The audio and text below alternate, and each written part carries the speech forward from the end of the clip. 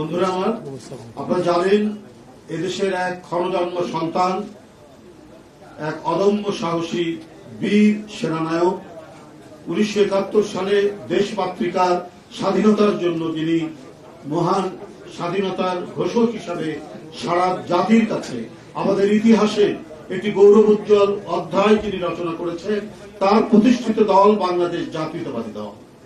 এই দল অনেক অর্জনের মধ্যে দিয়ে বাংলাদেশে তার রাজনৈতিক বিচরণ অব্যাহত রেখেছে এবং এই বিচরণ ছিল গৌরবে, এই বিচরণ ছিল সাহসে, এই বিচরণ ছিল অসংখ্য অর্জনের এক ভূষিত পংক্তিমালা দিয়ে তৈরি। বন্ধুরা আমার, বহুদলীয় গণতন্ত্র, বাকশালের অন্ধকার অঞ্চল থেকে আলোকিত বহুদলীয় গণতন্ত্র পুনঃপ্রতিষ্ঠা, মানুষের বাক স্বাধীনতা, সংবাদপত্রের স্বাধীনতা, সংবাদপত্রের অবাধ চর্চা নিশ্চিত করেছিলেন সেই ব্যক্তিটি যার নাম জিয়াউর রহমান। বন্ধুরা আমার, জাতীয় আন্তর্জাতিক চক্রান্তে 1981 সালের 30শে মে চট্টগ্রাম সার্কিট হাউসে তাকে নির্মমভাবে হত্যা করা হয়, তিনি শাহাদাত বরণ করেন। বন্ধুরা আমার, এই অল্প সময়ের মধ্যে মানুষকে দিয়েছিলেন তিনি নিরাপত্তা, মানুষকে দিয়েছিলেন তিনি স্বস্তি এবং তার বেঁচে থাকার নিশ্চয়তা, কিন্তু এটা সহ্য হয়নি চক্রান্তকারীদের, তাই তাকে হত্যা করা।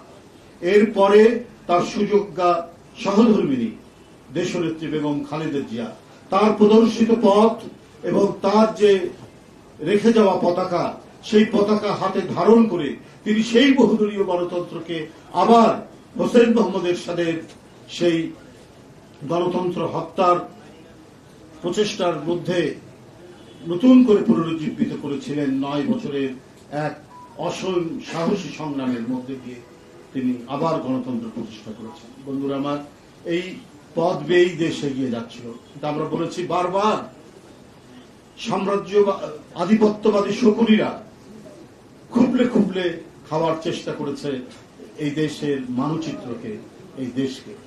আবারও নানা ষড়যন্ত্রের অন্ধ গলি দিয়ে 16 বছর সেই পতিত 75 সালের ভয়ঙ্কর আওয়ামী ফ্যাসিবাদ বাকশাল নতুন রূপে, নতুন আঙ্গিকে তারা